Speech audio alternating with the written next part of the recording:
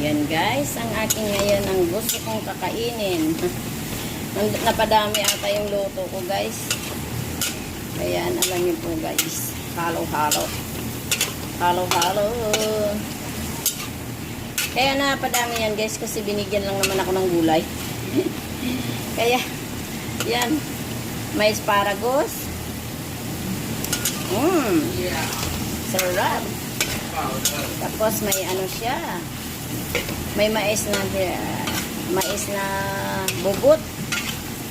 Asparagus, beans. Yan guys, ang aking kakainin for today.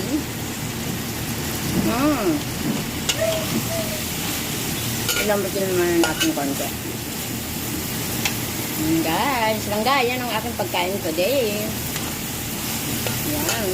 Binigyan kasi ako ng aking kaibigan na Taiwanese. Yan guys.